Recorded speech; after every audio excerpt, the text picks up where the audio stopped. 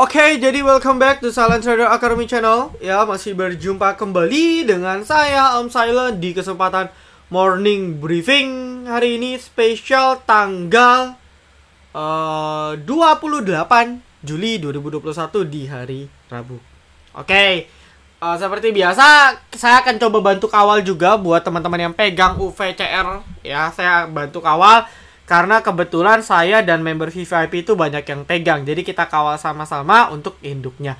Kalau warannya, ya teman-teman udah jual ya. Jadi kalau Anda nonton morning briefing kemarin, saya sudah bilang bahwa warannya itu nggak ada yang kuat bertahan lama. 50-100 ya, 80-100 itu area kuat. Dan benar saja si UVCRW after dia hit di sekitar 95 itu nggak kuat langsung kempes. Jadi buat Anda yang tonton, selama saya pribadi TP ada TP sebagian di 90 tapi sisanya TP di 83, 85 gitu. Ya saya nggak pas banget TP di sini karena ini bentar banget. Ya, naik nggak lama jebret banting. Gitu. Lalu kalau ditanya, "Om, besok UVCR masih naik gak?" Nah, kalau ditanya seperti itu saya bilang mungkin opening masih bisa naik. Mungkin. Why? Karena kayak gini. Anda perhatikan nih. Jadi UVCR dia dari high 95 dibanting bahkan tadi ke 39. Bahkan dibanting dulu nih ceritanya. Dia dibanting dulu ke 39, high 95 diangkat lalu closing di tengah-tengah 68. Nah, lalu kalau kita berkaca pada plan W zaman dulu, ini kasus plan W-nya di mana induknya arah sampai 4 hari ya. 4 hari masih auto reject, tapi hari keempatnya udah open gembok tuh. Ya, dia ada candle berarti open gembok. Nah, kalau kita perhatikan si UVCR, ini kan baru hari pertama nih. Ya, nanti kita bahas induknya.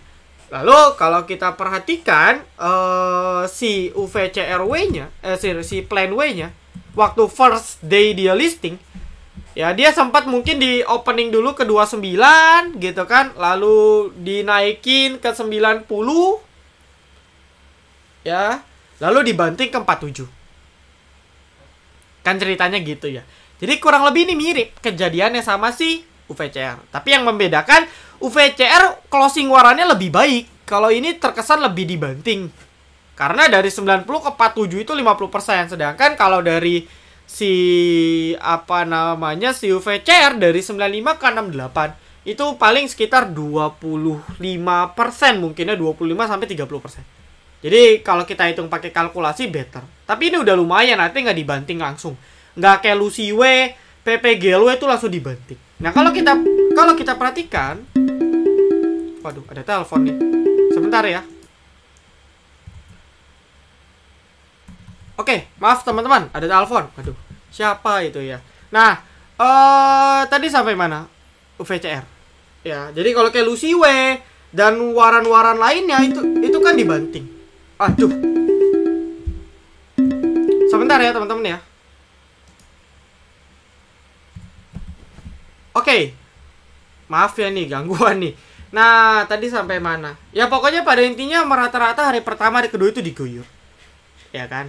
Tapi kalau kita lihat masih ada space di hari kedua untuk dinaikin. Ya contoh plan W. Ya, ketika closingnya nggak terlalu jelek karena nggak langsung dibanting, openingnya besok masih bisa naik 91%. Gitu, bahkan retest lagi ke 90. Itu plan W. Tapi coba misalnya Lucy W. Oh, kalau Lucy W kayaknya agak parah ya. Soalnya dia dibanting banget. PPGL deh yang induknya naik sampai hari kelima. Nah, kalau kita coba cek PPGLW, ya meskipun dibanting, tapi waktu opening masih dikasih space naik beberapa tick. Bahkan naik 18%. Ya, tapi ini pun kondisinya cukup dibanting ya.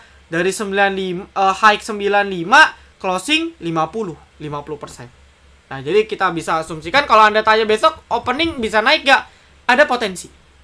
Ya, jadi ini saya coba kasih target. Saya nggak ngajak ya. Ini resikonya gede banget, apalagi Anda nggak biasa. Bisa gemeteran. Tapi saya coba bantu kasih plannya. Ini area TP 7071. Next TP-nya ada di 7879. Ya, ini TP1, TP2. Ya, cut loss-nya di 6465.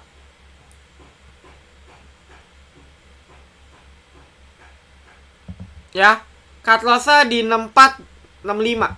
Jadi ini areanya jebol 6465 out, TP 7071 bisa TP. Kalau kuat naik ke 7879. Contoh, kalau misalnya besok dia naik 18%, contoh ya, 68 kali 1,18 ke 80. Berarti kalau dia contoh kayak misalnya PPGLW dinaikin sekitar 18%, berarti kena target 7879. Tapi realistis, dekat-dekat 7071 mungkin wise. Ya, nanti sisanya cek. Kalau 7879 memang nggak kuat, siap-siap TP. Itu bahaya, soalnya kita lihat broker summary-nya ini masih guyur banget. Ya.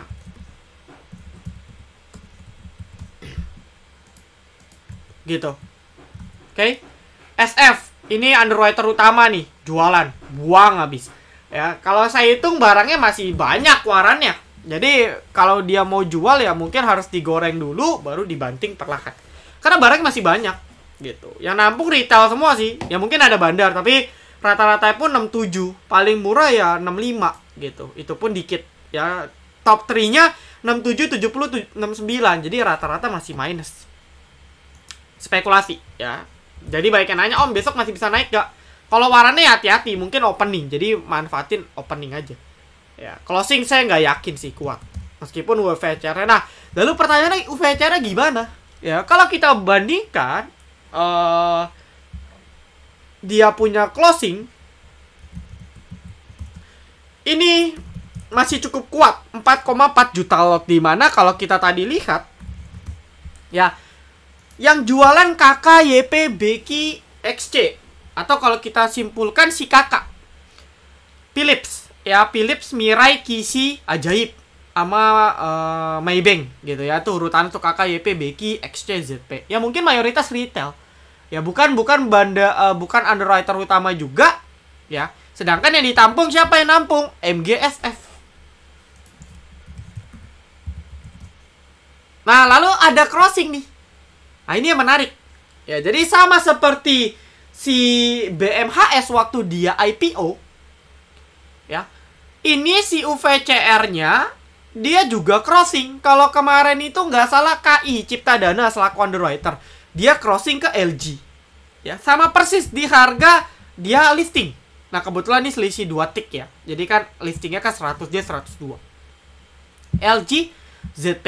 Di sini kita tahu berarti ya salah satu pemegang ada si LG. Pegang di 102. Paham ya? Sampai sini paham dulu ya. Jadi kita tahu ada crossing. Nah, biasanya kalau ada crossing itu bukan distribusi. Pindah kantong bandar.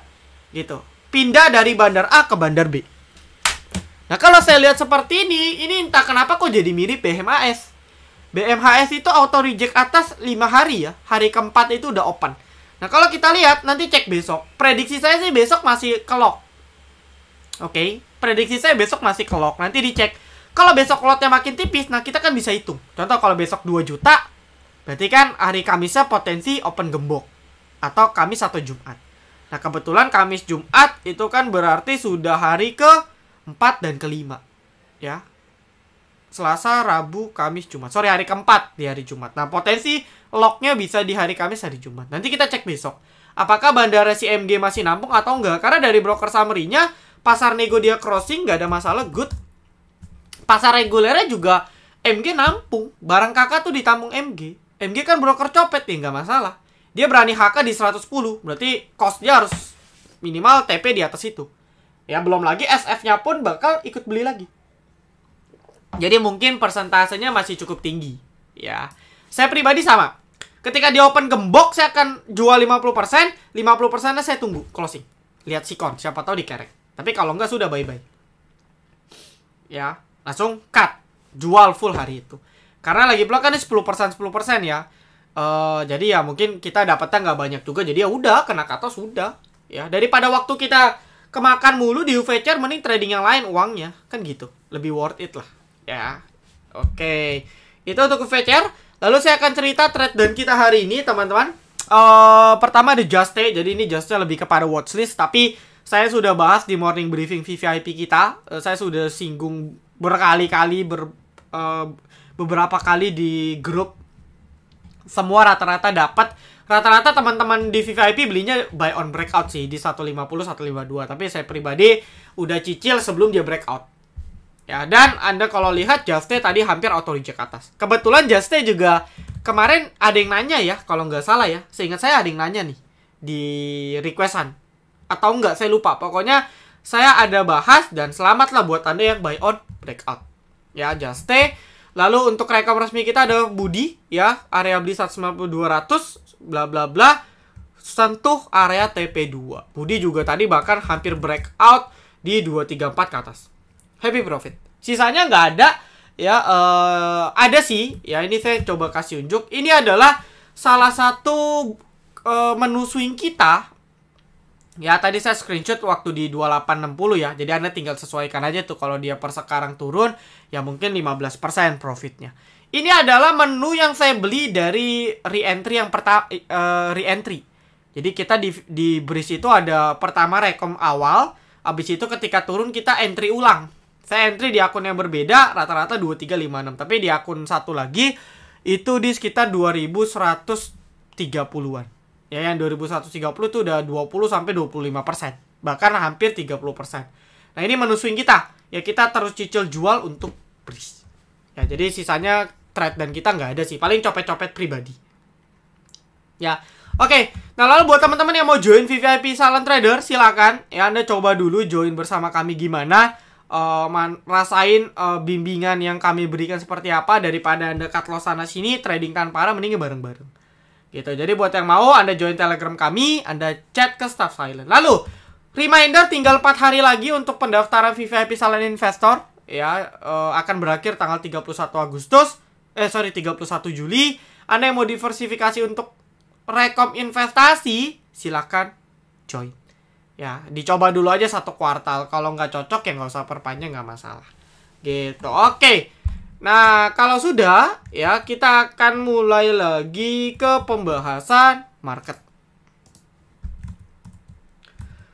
Untuk market, sesuai predik hari ini memang kurang bagus ya. Karena regional pun juga agak sedikit mencekam ya kemarin gitu. Meskipun hari ini ada perbaikan technical rebound. Ya, market juga tadi menjelang closing juga sebenarnya agak cukup risky banget saya melihatnya. Ya. Apa namanya? Sempat dibantingkan minus 0,6 gitu. Lalu kita kalau perhatikan si Hang Seng dan Shanghai berkali-kali hancur lebur. Ini total penurunannya sudah ini nggak update ya, coba. Kayaknya nggak update ya. Sebentar, saya coba buka di Trading Economics. Jadi market simpelnya ialah kena resisten gitu ya. Kita tahu market ya ada di wilayah resisten. Memang ini resisten yang susah, jadi nggak mungkin dalam satu candle bisa di breakout. Sehingga kalau sampai nggak bisa ditembus juga, ya sudah bahaya gitu. Lalu kita juga bisa lihat bursa-bursa luar juga masih kurang membaik ya. Bursa Eropa pun opening juga mulai merah juga. Ini jadi bahaya. Sehingga saya predik katalis untuk besok masih cukup minim walaupun closingnya ditarik tuh. Tapi banyak emiten yang cukup dibanting. Ya, kayak bridge kita itu juga dibanting. Lalu beberapa emiten lain juga banyak yang kena seret juga imbas market. Sehingga potensi untuk besok marketnya lebih ke arah negatif. Ya mungkin di opening gitu. Mungkin di opening negatif menjelang sesi 1. Nah, nanti kita cek kalau sesi 2 ada katalis atau ada sedikit perbaikan dari bursa-bursa regional, mungkin bisa jadi amunisi lah untuk market kita bisa technical rebound. Intinya sih, ini ada gap kecil yang nggak ketutup. Ya, ini kecil banget gapnya di sekitar 6.057 sampai 6.053. Itu gapnya yang belum ketutup. Gap kecil sih. Ya, cuman kalau dia mau entry ya, kalau dia mau tutup lebih bagus.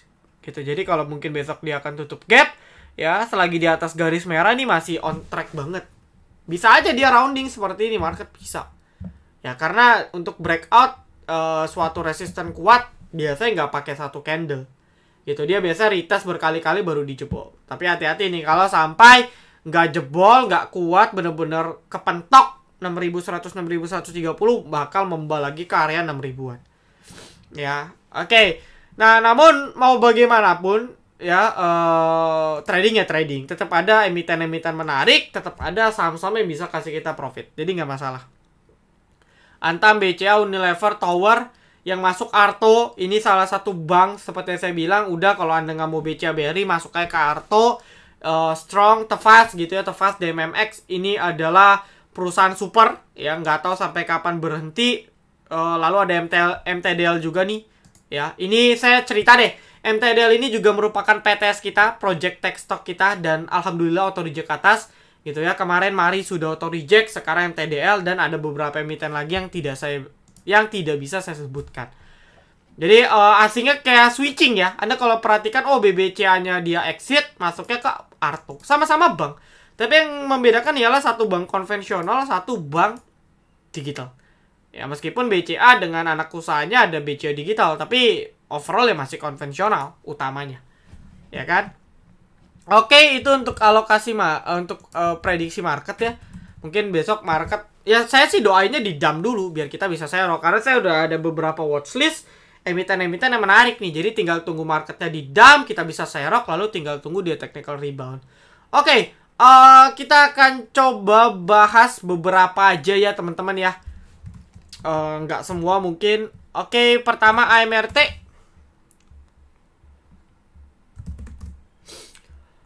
AMRT posisi uptrend ya, ini masih strong uptrend banget, gak usah khawatir. Weekly juga masih sangat sehat. Menariknya kalau kita main AMRT tuh di time frame weekly ya. Pertama batas 1200 gitu, artinya selagi di atas 1200 menurut saya cukup oke ya. Lalu kalau mau entry, kita lihat nih, kalau minggu ini dia bisa buat inside bar seperti ini, maka minggu depan AMRT menarik. Ini mingguan ya teman-teman ya, jadi Anda harus pahami. Nah, tinggal cicil nih. Kalau seperti ini kan terlihat dia lagi kayak buat suatu base support lagi di sini. Nah, bisa saja seperti ini nanti. Ya, dia bisa aja ngerounding lagi ke atas. Nah, maka dari itu Anda bisa cicil. Good, selagi di atas 1200 saya bilang masih oke untuk AMRT. Pegas, invest, prospek 3-5 tahun. UVCRW tadi sudah dibahas. Bank, nah biasanya ada bank, ada AMRT. Nah, bank sendiri pun kita lihat chartnya udah mulai rounding nih pelan-pelan. Ya dia target breakout lagi di sini 3.700. Ya, ketika bank gerak biasa AMRT ngikut. Gitu. Jadi ini pergerakannya seirama nih. Bank di atas 3.000 menarik. Wika udah berapa candle nih? Nah, ini udah 4 candle, bahkan nggak bisa di atas minimal 1020. Ini bahaya. Seperti yang saya bilang, kalau dalam sampai semingguan dia nggak bisa bertahan di atas 1020, 1050, bisa dibilang false break, sideways lagi. Atau worst case skenario-nya breakdown lagi. Ya, karena nggak confirm tuh.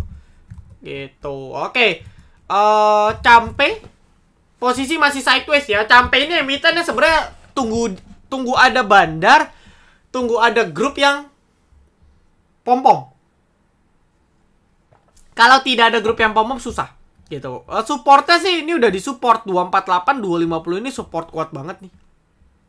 Ya, jadi kalau kita bisa bilang posisinya sudah cukup disupport gitu. Lalu next supportnya bahkan di sini 230. Ya. Nah, Anda kalau mau cicil silakan. Tinggal tunggu pantulan lain. Ini kan sering pantul nih. Naik 12%. Gitu kan, naik 12%. Tapi nggak tahu kapan akan dinaikin. Karena ini pergerakannya suka-suka banget. Ya. Nggak ada bandar tetap menurut saya di Campe. Jadi agak susah ya untuk Anda entry. Bisa, tapi time frame-nya harus panjang. Besim. Oke, Besim untuk copet oke ya. Artinya kalau kita bedah time frame kecilnya itu menarik gitu. Kalau lihat daily serem, tapi kalau kita lihat dia sering banget dibanting atas banting bawah. Nah, ini tinggal pinter-pinter Anda nih. Anda tentuin dulu titik-titik support Besim, jadi Anda tahu ketika Besimnya dibanting, bantingnya ke area support, Anda bisa beli. Nah, seperti itu. Lalu untuk batas stop loss-nya, batas stop loss pertama di 1055. Artinya kalau sampai 1055, 1050 jebol, ini menurut saya kurang bagus untuk Besim secara jangka pendek. Ya, kalau memang dia akan drop di sekitar 1050-an, gitu, dia potensi tutup gap dulu nih. Ya, menurut saya bijak banget kalau dia mendekati area gap, gitu. Mungkin di sekitar 880, 950. Nah, kalau mau entry mungkin tunggu sini aja. Ya, kalau mau. Tapi batas toleransi ya di atas 1030. Anda mau hold silakan. Karena asal dia tidak buat low baru di 1030 untuk intraday, untuk trading pendek masih bisa. Cuma saya nggak pantau sih. Kayak besi lotnya tipis gak sih? Ya, untuk bank yang harga 1000-an ya dibilang tipis banget enggak, tapi dibilang tebel juga enggak. Kalau kita bandingin sama BNB ya jauh banget. Ya. Gitu. BNB itu stabil gitu, apalagi bitnya stabil. Apalagi kalau lagi digoreng BNB ya bisa belasan ribu per tick. Nah, tapi kalau besim saya jarang pantau sih, jujur aja. Ya. Kalau kayak BGTG kan tebel-tebel. Enak, mau masuk banyak enak. Tapi kalau besim lotnya tipis, kelemahannya fluktuasi jadi tinggi sekali. Gitu. Anda kalau pasang otomatis bisa sering ke trigger karena dia sering dibanting di pump. Yellow auto reject atas kalau nggak salah udah dibahas juga kemarin ya. Saya sih udah nggak pegang, saya cuma copet aja gitu. Mungkin Anda masih bisa fast trade untuk besok ya. Kita coba kasih, saya coba bantu. Nah, ini adalah batasnya nih teman-teman. Kalau sampai breakout 266 ya. Kalau sampai jebol 266 untuk jangka pendek Anda hindari. Gitu. Jadi perhatiin aja 266. Kalau mau super santai di sini. Jadi artinya nih, meskipun besok si yellow-nya koreksi, opening koreksi tapi di atas 250-an, Anda mau hold silakan. Tapi stop loss akhirnya kalau sampai 250 juga jebol bahaya. Jadi Anda kalau mau copet time frame-nya jangan daily, susah. Ya chartnya susah di entry, Anda pakai chart per tick atau chart per menit gitu. Mari Abah, seperti yang saya bilang ya, Mari Abah susah untuk entry seperti ini. Abahnya dibanting juga, nggak separah Mari, tapi Mari tadi dari highest 510 dibanting ke 448 ya, berarti sekitar 13% ya, dibanting 13%. Cukup sakit juga dibanting sekitar 13% teman-teman. Ini koreksi yang wajar, kebetulan abahnya juga kena UMA, unusual market activity, sehingga ya teguran dari B untuk dia istirahat minimal. Kalau seandainya si abah pengen nge-push untuk naik lagi pun biasanya dia butuh waktu mungkin 1-3 hari, 1-3 candle untuk baru di-push lagi gitu. Tapi dalam periode itu biasanya dia akan koreksi sehat. Nah, kalau bandara kuat nggak akan ARB. Tapi kalau memang bandara mau distribusi bisa langsung auto reject. Jadi cek nih besok. After si abahnya kena UMA, ini dibanting ARB atau enggak. Kalau ternyata enggak dibanting ARB dan bandara masih terlihat akum, Anda bisa watchlist. Ya untuk copet-copet fast trade itu masih bisa. Tapi kalau langsung dibanting ARB, berarti agak risky nih untuk Anda entry. Ya, begitu pula dengan Mari. Oke. Lemas. Ya. Lemas ini sama masuk IDX Take 2 gitu, sempat dikerek dari 50. Udah koreksi cukup sehat ya, di atas 112 oke. BBHI sudah mulai sideways. Anda mau cicil beli silakan nih. Biasanya emitennya sering digoreng ya. Gorengnya pun juga lumayan gitu, naiknya belasan persen. Jadi Anda kalau mau cicil entry BBHI boleh. Ya. Batasnya berapa di sini? 2440. Gitu. Atau kalau mau batas stop loss ketat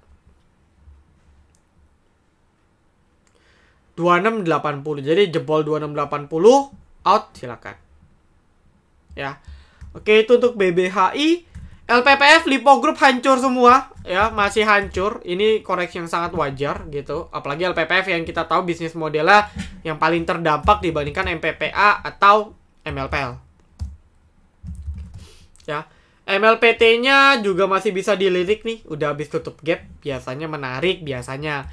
Tapi MLPL breakdown 5630 ya, sementara mungkin akan coba uji kuat di 540 580. Ini area kuat, harusnya mungkin besok mungkin nggak auto reject lagi ya. Tapi kalau masih dikasih sih berarti bandara ada yang distribusi. Coba kita cek. Ya, terlihat memang ada sedikit distribusi ya. Oke, YJ, DR gitu kan. Ini terlihat ada sedikit distribusi. Lalu untuk LPPF-nya supportnya di berapa? Next support yang benar-benar kuat ya di sini 1700 sampai 1650-an. Nah, ini area yang sudah support kuat banget. Harusnya sih membal.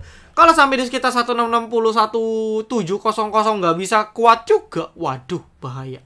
Jadi kalau mau buy bottom fishing, buy on weakness, coba di area ini. Menurut saya potensi rebound di sini. Ya. PNBS kita juga udah cut profit dulu. Ya, kena trailing stop untuk PNBS. Tapi buat anda yang mau entry selagi di atas 132, 135 boleh. Cicil aja dekat-dekat 140 ke bawah. Oke, Tins, tadi emiten nikel juga pada koreksi sehat. Ya, Tins lagi dia masih kuat di atas 1.500, menurut saya masih oke. Ya, untuk Tins. VCR udah. MITI. Nah, ini MITI untuk gorengan pecinta bisa coba dilirik ya. Cuman ini agak high risk. MITI, India kuncinya di 90. Artinya selagi dia masih bertahan di atas 90 good. Ya, Anda tinggal atur entry 100 ke bawah tuh. Karena kalau dia kuat di atas 90, mungkin dia technical rebound nih. Keberapa? Mungkin bisa target di 110 ke atas kali ya. Kalau memang digoreng. Tapi likuidasinya juga nggak terlalu besar ya untuk MITI. Jadi hati-hati. Tipis. Ya, batas 90. BMHS juga masih dijaga, masih kuat banget dia di atas 955 ya, dengan toleransi di 920 masih kuat banget. Bandarmologinya kalau kita lihat juga masih sangat netral ya. Coba kita flashback. Jadi masih RX masih nampung, BK masih nampung, ada ZP, ada yang jualan CC, XC. Kita bisa asumsikan ini retail juga gitu kan. Jadi masih oke, masih sideways, bagus. Ya, untuk sekelas IPO nggak dibanting itu bagus. Gitu. Menurut saya bagus. Cuma batas aja mau di 955 boleh atau di 920. Ya, target balik dulu lah 1000 sampai 1050. Oke.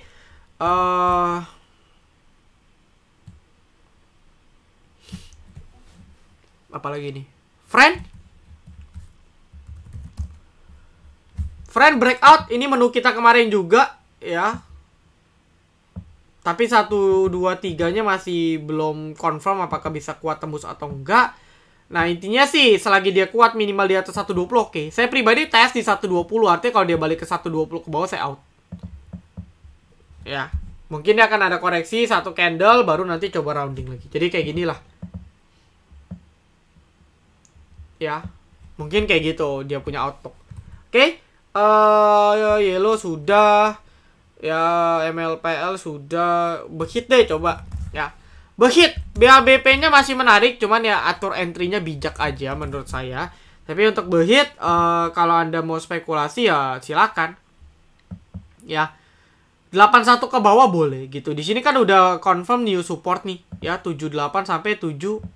Jadi ya batas stop loss 76 gitu. Cicil aja dekat-dekat 80-an boleh. Ya, target masih 90 ke atas sih Behit. Masih belum bisa lolos.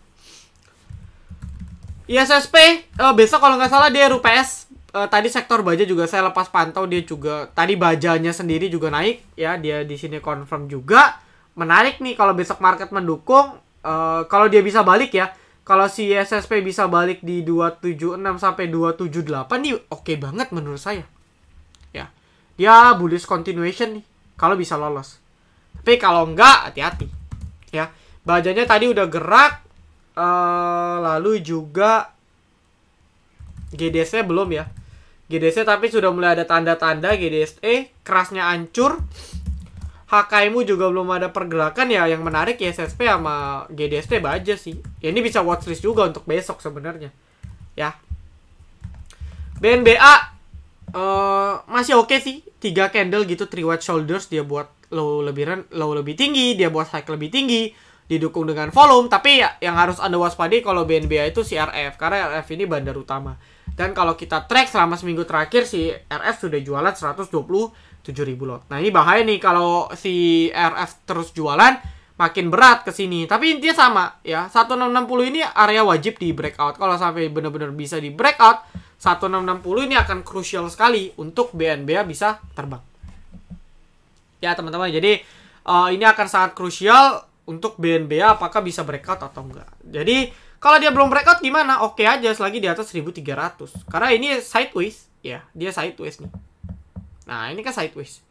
Kalau dia nggak kuat, mungkin dia akan retest dulu dekat-dekat 1400 ke bawah. Jadi kalau koreksi, seandainya besok koreksi ke 1400 ke bawah, mau cicil bisa. Atas 1300 dulu boleh. Ya, Mika. Mika harusnya healthcare itu kan bisa terbang tinggi ya, tapi saya nggak tahu kenapa Mika ini sangat stabil. Ya saya bisa bilang stabil karena ya harganya sebenarnya di situ-situ aja. Apakah mungkin repo? Sebenarnya gak ada kecenderungan repo, tapi kalau dilihat dari fluktuasi harganya kayak dijaga banget sih memang harga sahamnya. Untuk Mika posisi di support ya 2500 2540, mau cicil beli bisa, batas stop loss di 2400 atau Anda tunggu di 2500 ke bawah entry itu juga bisa.